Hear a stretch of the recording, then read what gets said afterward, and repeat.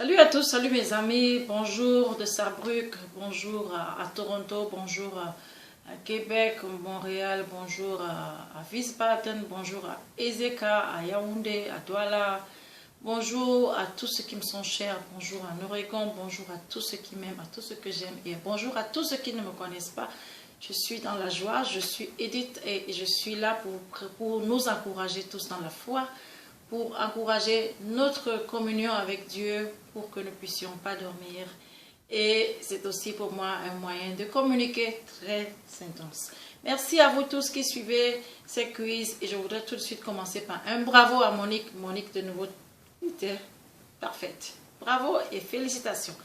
Alors, une plainte est venue de Québec tout droit pour dire « Ah, mais maintenant, moi, je voulais je voulais répondre aux questions de quiz que déjà toutes les réponses y étaient. » Alors, la personne m'a proposé une autre stratégie de réponse pour que tout le monde soit encouragé à lire dans la parole de Dieu sans tout de suite rencontrer les réponses.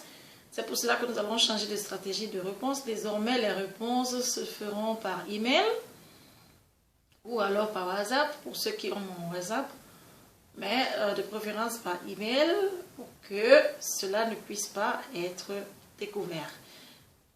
Bienvenue les WhatsApp, c'est pas un problème du tout et mon numéro je l'afficherai pour ceux qui veulent faire les WhatsApp, sinon j'afficherai mon email pour que vous puissiez y donner les réponses et tout le monde sera bien sûr très curieux de savoir s'il a bien répondu ou non. Sans plus tarder, merci au Seigneur pour cette occasion merveilleuse de pouvoir encore lui témoigner notre reconnaissance. C'est lui qui nous a aimés le premier. Alors, quoi de plus heureux, quoi de plus reconnaissant que de lui dire merci et de lui dire que nous avons soif de sa parole, que nous prêtons attention à la lettre d'amour qu'il nous a laissé savoir, la parole de Dieu. Et la parole de Dieu est le sujet de mon étude, comme le dit dans le psaume 119, le psalmiste dit dans le psaume 119, « J'étudie ta parole, pour moi, connaître ta loi, c'est le plus grand trésor. J'aime ta loi, j'aime ta parole. » Alors nous l'exprimons avec nos petits mots et les questions sont simples ce jour encore et je voudrais répondre sans plus tarder.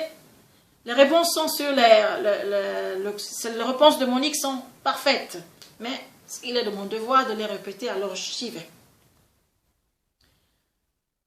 Jésus dit, si vous ne à moins que vous ne vous convertissiez et deveniez comme des petits enfants, vous n'entrerez pas dans le royaume de Dieu. Cela se trouvait dans Matthieu 18, 3. Pourquoi Jésus nous dit de nous convertir et de devenir comme des petits-enfants? Parce que les petits-enfants, ils sont comme ils sont, mais ils ont une qualité que les grands n'ont pas forcément. Les petits-enfants croient ce qu'ils entendent. Ils croient. Et Jésus voulait nous interpeller pour que nous puissions être comme ces enfants simples qui écoutent sa parole et qui y croient. Il ne faut pas croire à tout, mais à Jésus-Christ. Oui, croire en Jésus-Christ. Si tu t'approches de Jésus, ne viens pas comme un sage qui peut protester. Croire en lui, c'est déjà un pas pour pouvoir entrer dans le royaume de Dieu. Alors, comment s'appelle la parabole? C'était la question 2. La parabole dans laquelle le berger cherche sa brebis. Et cette parabole, c'est la parabole de la brebis égarée. Nous la lirons, nous l'avons lu dans Matthieu 18, 10 à 14. La brebis égarée, le berger cherche la brebis égarée. As-tu des fois l'impression que tu es comme une brebis égarée? Tu ne sais pas où est le chemin, personne ne fait attention à toi, tu cherches qui te tient la main, où est le chemin, comment trouverai-je Dieu? Si tu as cette impression et tu ne sais pas où se trouve la vérité, il se peut que tu sois la brebis égarée. Mais la bonne nouvelle que je t'annonce ce jour, c'est que le bon berger est à ta recherche. Écoute sa voix, va sur tes genoux et dis-lui, je suis une brebis égarée, Jésus-Christ, j'ai appris que tu me cherches, alors je te donne ma main, prends-la et conduis-moi. Tu ne seras pas déçu, je t'assure. Le passage, la question 3 s'intitulait « Combien de brebis laissa le berger derrière lui ?» Bon, sur la montagne, nous dit la Bible. « pour aller chercher la brebis égarée. Pour aller trouver la brebis égarée. Il a laissé 99 brebis pour aller chercher celle qui était égarée. Ça veut dire, mon frère, nous la trouvons aussi, cette parabole dans Matthieu 18, 12. Nous sommes encore dans Matthieu, nous sommes dans Luc, nous sommes au début là, des évangiles. Tu as du prix aux yeux de Dieu. Dieu t'aime particulièrement. Il attache une importance à ton salut. Et il est à ta recherche. Il n'est pas indifférent à ta cause. Il te connaît et il t'aime et il veut te sauver. Fais attention à son appel. Fais attention à sa main tendue. Et tu verras très bien qu'il est en train de te parler à travers ma bouche. Il est en train de te parler à travers quelqu'un qui est tout près de toi. À travers une circonstance difficile. Dieu est en train de te tendre la main. Saisis sa main et accroche-toi. Crois comme un enfant que c'est lui qui te parle et je t'assure que il te trouvera. Ou alors laisse-toi trouver par Dieu. La question 4, Jésus dit, là où 2 ou 3 sont assemblés à mon nom, la réponse est, je suis au milieu d'eux. Matthieu 18, 20. Nous le disons tout le temps quand je suis avec les enfants, les petits. Il y a un invité qui est là parmi nous, que nous ne voyons pas, tant que nous sommes rassemblés au nom de Jésus. C'est le Seigneur Jésus, que nous ne touchons pas parce qu'il est là sous la forme du Saint-Esprit. Quelle merveille de le savoir et de croire que chaque parole que nous prononçons en sa présence est bien reçue. Nous continuons. Jésus dit, je suis la du monde. Jésus dit, je suis la lumière du monde. La lumière du monde. Jean 8, 12. Oh, que j'aime la lumière. Je détestais les ténèbres quand j'étais enfant. Je criais quand il y avait extinction de lumière au Cameroun. Mais j'aime la lumière. Essayez de vous imaginer un monde où vous marchez dans les ténèbres. Dites-moi si quelqu'un qui marche les yeux fermés a la même vision du monde que celui qui marche les yeux ouverts en pleine lumière. Non, vous ne verrez pas le monde de la même façon. Non, vous ne comprendrez pas les choses de la même façon.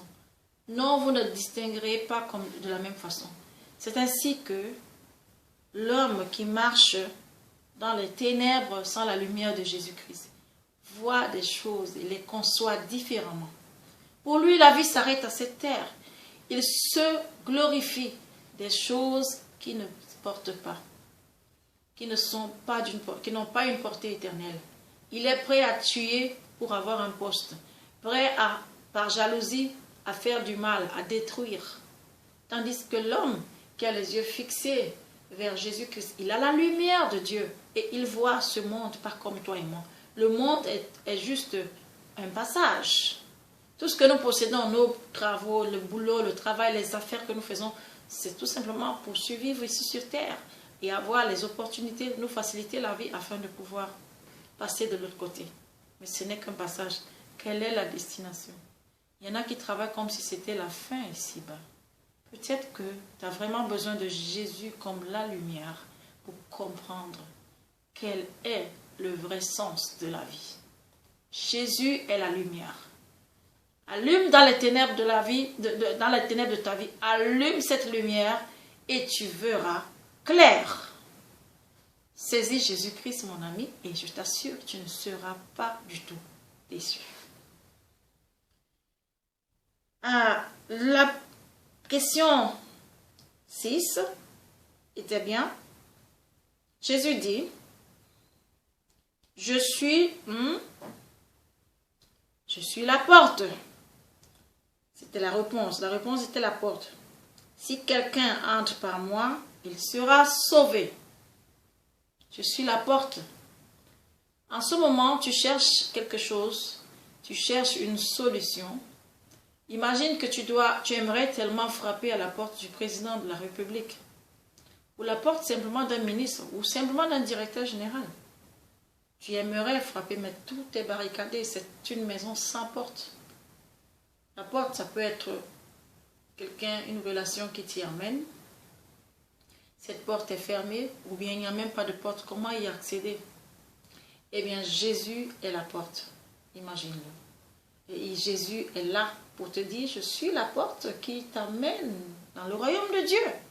Il te suffit de prendre la porte.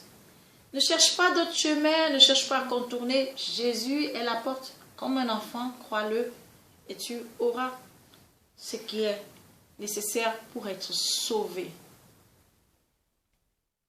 Jésus dit, je suis le bon. La réponse est le bon berger. Jean 10, 11. Imaginons le bon berger, il est à ta recherche et quand il te sauve, tu es sauvé. Et la dernière question était, quelle est la parabole de Jésus dans laquelle, quelle était la parabole de Jésus dans laquelle un homme était maltraité, agressé par les brigands? Parabole des brigands.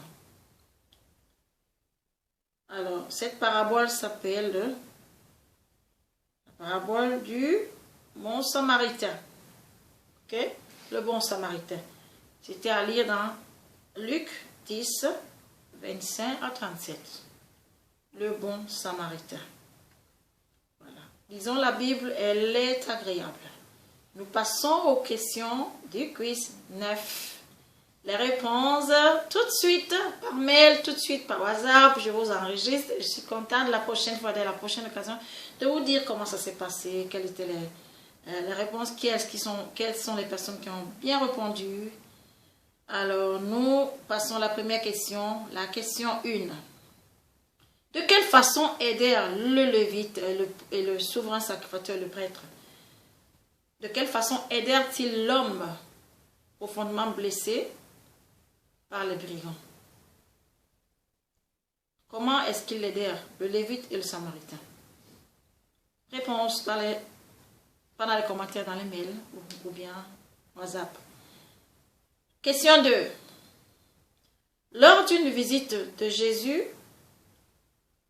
à une famille, Marthe travaillait durement pour donner à manger à Jésus. Que fit Marie pendant ce temps? Je répète. Tandis que Marthe travaillait très dur pour donner à manger à Jésus, que fit Marie pendant ce temps?